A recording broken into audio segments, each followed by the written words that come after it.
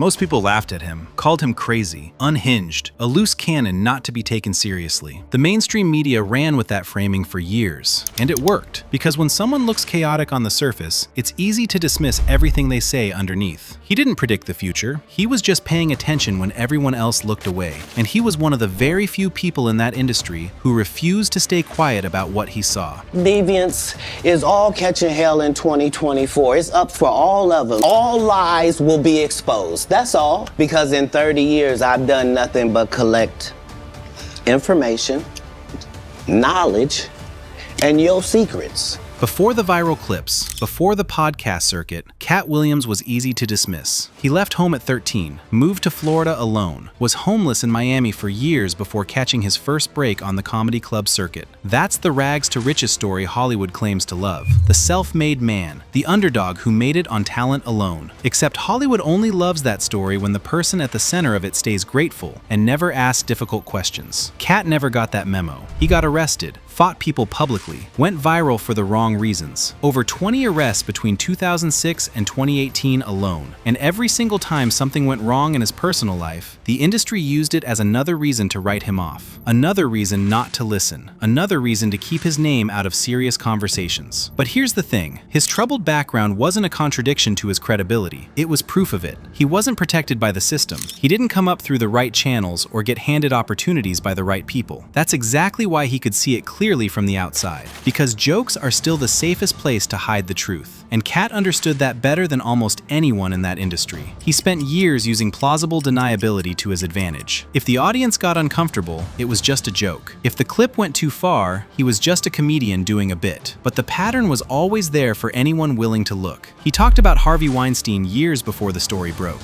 He talked about R. Kelly when people were still defending him. He talked about Michael Jackson when saying anything was career suicide. Every single time, he was canceled. Every single time, he turned out to be right. The turning point most people point to was the Club Shay Shay interview. Katt sat across from Shannon Sharpe and spoke openly about celebrity manipulation, hidden industry behavior, and the kind of power that operates completely behind the scenes. He talked about being paid to stay quiet, about the people who are protected regardless of what they do, about the difference between who gets canceled and who gets quietly shielded. Shannon pushed back, asked if Katt was afraid of being blackballed. Blackballed, the old term from private clubs where members would drop a black ball into a box to secretly reject someone without ever saying it to their face. That's how it works in Hollywood too. Nobody announces it. Nobody signs anything. You just stop getting calls. Are you not afraid about being blackballed again? These are some power people. What do you mean again?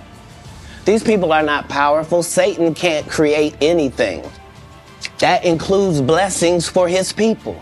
These two men were speaking completely different languages. Shannon was speaking the language of survival inside the system. Katt was speaking like someone who had already left it, like someone who made peace with the consequences a very long time ago. And then, almost casually, almost as an afterthought, Katt dropped a name that most people didn't think much of in the moment. Chris Tucker. He said it, Shannon laughed, and the conversation moved on. But 2 years later, when the Epstein documents became public, Chris Tucker's name was inside them. Emails from Epstein's longtime executive assistant, the woman who allegedly managed his schedule for nearly 20 years, placing Tucker at Epstein's location on multiple occasions. Tucker has publicly explained his connection to Epstein through a 2002 humanitarian trip to Africa alongside Bill Clinton and Kevin Spacey. But the emails referenced were sent in 2013, 11 years after that trip. Katt wasn't throwing names into a pile randomly. He was pointing at something specific, and he knew exactly what he was saying. But the theory that generated the most reaction, the one people kept coming back to, wasn't about Epstein. It wasn't about Diddy. It was about dresses. The idea is straightforward. Powerful figures in the upper levels of Hollywood pressure male comedians and actors into wearing dresses publicly. Not as a costume, not as a joke, as a ritual, as a demonstration of compliance, as proof that you'll do what you're told when the people above you ask for it. Katt pointed out that virtually every major male comedian who reached a certain level of success in Hollywood ended up in a dress at some point, and not one of them suffered for it professionally. In fact, the opposite.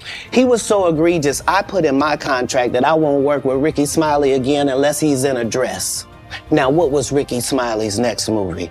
Was it First Sunday? Did he wear a dress in it?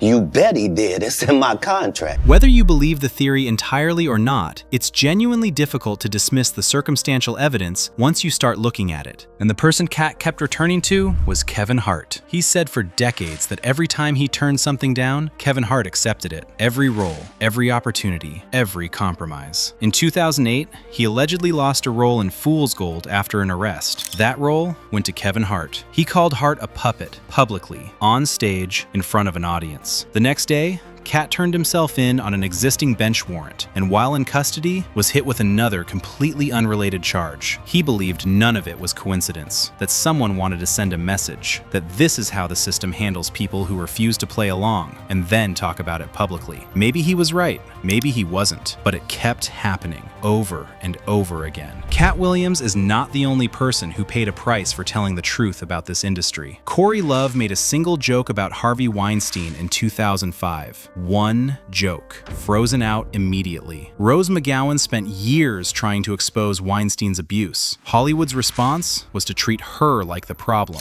to question her credibility, to make her the story instead of him. Brendan Fraser came forward and alleged he was groped by a powerful industry executive. His career didn't just slow down, it evaporated. For years, one of the most bankable actors in Hollywood couldn't get a meeting. Mel Gibson spent years making comments about what he'd witnessed. The moment his personal life gave Hollywood the ammunition they needed, exiled for a decade. While people who had done objectively far worse continued working without interruption. The message the industry sends is consistent and clear. You can do almost anything as long as you don't talk about it. The moment you talk, they find something. They always find something. Katt knew all of this. He watched it happen to people around him for 20 years, and he kept talking anyway. But by the time he appeared on Theo Von's podcast, something had visibly shifted. Same arguments, same ideas, same accusations, but the delivery was different, quieter, more careful, more deliberate. No names dropped casually, no jokes used as cover, just the ideas laid out slowly, like someone who had been reminded very recently of exactly how much they had to lose. He'd been warned. You could see it in every careful word, in every answer that stopped just short of going too far. Here's what makes Katt Williams' story different from almost everyone else who tried to expose this industry. He survived it. After 20+ arrests, after a mental breakdown, 2 weeks in a facility, and years of being used as the poster child for everything wrong with a comedian who can't keep it together. After 2 decades of being laughed at, dismissed, blackballed, and deliberately undermined, Katt Williams is filling arenas. His Netflix special became the most watched comedy special on the platform the year it came out. His Heaven on Earth tour was extended multiple times due to demand that nobody in the industry predicted. This is not a man scraping through club dates. This is someone who outlasted the system that tried to bury him. And then he made his final move. He purchased a decommissioned military base in Alabama, Fort McClellan, 90 acres, around 30 buildings, shut down in 1999 and sitting empty for decades. Katt bought it to build his own studio,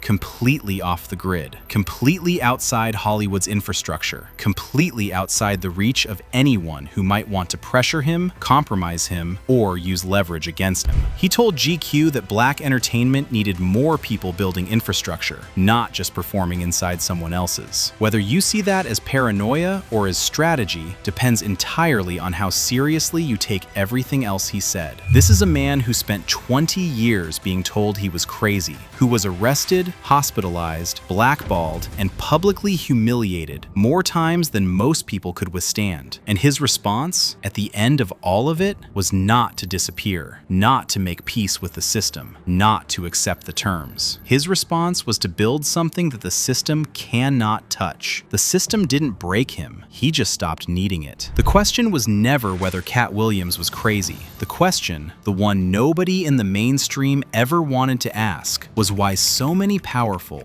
well-connected, heavily protected people worked so hard for so long to make sure that you believed he was. Crazy people don't need to be silenced. Crazy people don't need to be discredited. Crazy people don't need to be arrested every time they say something inconvenient. You only go to that much trouble when someone is telling the truth, and the wrong people are starting to listen. If this video made you see any of it differently, the next one goes even deeper.